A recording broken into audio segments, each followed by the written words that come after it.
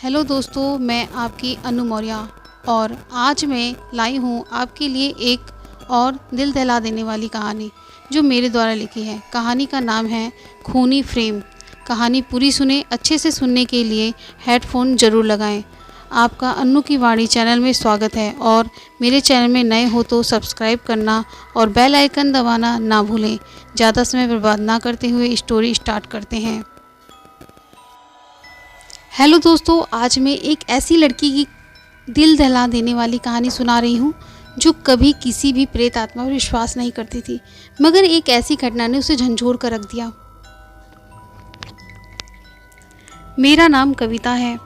मेरे साथ एक ऐसी घटना हुई, मैं आज तक उसे भूल नहीं पाई। ये घटना सन 1998 की है। तब मैं कॉलेज में पढ़ती थी और मैं वहीं की हॉस्टल में रहती थी। हॉस्टल में रहते हुए मुझे एक ही हफ्ता हुआ था और मुझे हॉस्टल में वो कमरा मिला था जिसमें कोई नहीं रहना चाहता था। सभी कमरे में 2 से 3 लड़कियां रहती थी, मगर मैं ही अपने कमरे में अकेली रहती थी। बहुत सी लड़कियों ने मुझे बताया कि इस कमरे में शालू नाम की एक लड़की रहती थी जिसने सुसाइड कर लिया था। तब से उस कमरे में कोई नहीं रहता। उसके बाद कुछ लड़कियां भी आई थी, मगर वह डर के मारे भाग गई थी। मगर मैं बचपन से बहुत ही बहादुर थी। अपने कमरे में अकेले अंधेरे में ही चली जाती थी। भूत प्रेत की फिल्में भी देखती थी और मुझे इन सब बातों में कभी विश्वास ही नहीं होता था। मुझे लगता था भूत प्रेत केवल फिल्मों में होते हैं, रियल लाइफ में तो कभी भूत हो ही नहीं सकते। और इसलिए भी मुझे इस कमरे में रहने में कोई दिक्कत नहीं थी।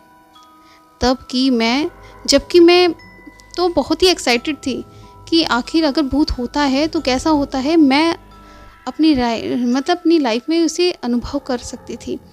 तो इसलिए भी मैं उस कमरे में रहने के लिए तैयार हो गई थी। और बहुत सी कॉलेज की सभी लड़कियां मुझसे मिलने आती थी और कहती थी, यार तू तो बहुत बहादुर है, हम सभी लड़कियों में से किसी की हिम्मत नहीं है जो इस कमरे में रह सके। लड़कियों की ऐसी बातें सुनकर मुझे हंसी भी आती थी। उस कमरे में ऐसा कुछ भी नहीं था। सब कुछ ठीक था जैसे नॉर्मल कमरे होते हैं, मगर उस कमरे में एक ऐसी तस्वीर थी जो बहुत ही अजीब थी। मेरा ध्यान बार बार उस तस्वीर पर जाता था। उस तस्वीर में ना एक लड़की थी जो बहुत ही उदास दिख रही थी और वह एक आइलैंड पे खड़ी थी। मुझे उसकी उदासी अपनी ओर खींच रही थी, जैसे उसकी उदासी कुछ कह रही हो। हर रोज़ की तरह उस रोज़ भी मैंने डिनर करके थोड़ी बहुत पढ़ाई करी और उस तस्वीर को देखते हुए कब मुझे नींद आ गई पता ही नहीं चला। तभी मेरी आँख खुली तो देखा मैं एक आइलैंड पर खड़ी थी। वो ही लड़की जो तस्वीर में थी बहुत खुश हो रही थी, जो बहुत ही डरावनी हंसी थी। उसने मुझे देखा, मुझे मेरे बालों से खींचते हुए समुद्र में डुबोने लगी और मैं चिल्लाने लगी, हाथ पैर पटकने लगी और चिल्लाते चिल्लाते मैं कब बेहोश हो गई पता ही नहीं चला। जब मुझे होश आया तो मैंने देखा मैं अपने बिस्तर पर थी। इस सपने ने मुझे बहुत ही डरा दिया था, मगर मैं किसी को बताती तो सब मुझे डरपोक कहते। मैंने जो इतनी बड़ाई जो कर दी थी अपनी, इसलिए मैंने किसी को इस बारे में बताया ही नहीं और ना ही जिक्र किया। बाकी के दिनों की तरह मैंने अपना दिन उस दिन भी बताया। रात हो चली थी। मैं जब अपने कमरे में गई तो देखा वह तस्वीर में वह लड़की मुस्कुरा रही थी।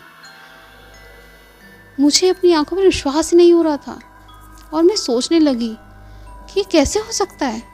उस रात मुझे नींद ही नहीं आ रही थी।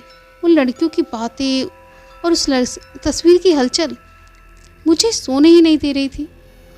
जैसे मुझे सच सी लग रही थी कि जैसे कोई इस कमरे में तो है। ये सब सोचते हुए मेरी आंखें कब लग गई पता ही नहीं चला। उस रात वही सपना फिर आया। सुबह उठते ही मैं तस्वीर देखी तो वह लड़की हंस रही थी। अगले दिन अमावस्या की रात थी। सभी लड़कियां मुझसे कहने लगी, अमावस्या की रात को प्रेत आत्माएं हावी हो जाती हैं, उनकी शक्तियां बढ़ जाती हैं। सभी लड़कियां मुझसे कहने लगी कि यदि तुझे कोई भी गड़बड़ लगे तो मेरे कमरे में आ जाइयो। मैंने कहा, अरे कोई भूत प्रेत नहीं होता, ऐसी बातों पर मुझे मत डराओ।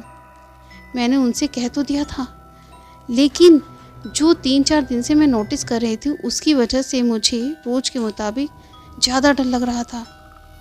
मैं अपने कमरे में गई तो मेरी नज़र तस्वीर पर पड़ी जिस पे वह लड़की नहीं थी। मेरा तो सर ही चकरा गया। मैं कमरे से बाहर की तरफ भागी और लड़कियों को बुलाया और उनको दिखाया और कहा, इसमें एक लड़की थी, वह अब नहीं है।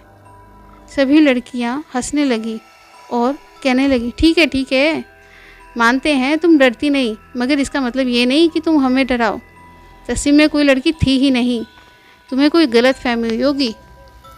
मैंने कहा, अच्छा ऐसी बात है ना, मुझे कोई गलत फहमी हुई है ना, तो ठीक है, तो तुम सब इस फ्रेम को क्यों नहीं रख लेते, अपने कमरे में लगा के तो देखो, भी पता चलेगा तुम सबको। उन लड़कियों ने वह फ्रेम ले लिया।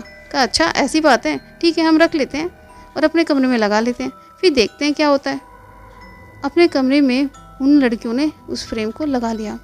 उस रात मुझे कोई सपना नहीं आया। दूसरे दिन उन 2 लड़कियों की दम घुटने से मौत हो गई जिन्होंने वह फ्रेम लिया था। मेरे तो पैरों तले ज़मीन ही खिसक गई। मुझे विश्वास ही नहीं हो रहा था कि उस फ्रेम में जरूर कोई रहस्य है। पुलिस आई, छानबीन करी, कुछ पता नहीं चला सुसाइड कैसे हुआ। पुलिस वाले भी 3-4 दिन तक आते जाते छानबीन करते। उन्होंने इस केस के बारे में ना पता होने के कारण सुसाइड केस बताकर केस बंद कर दिया।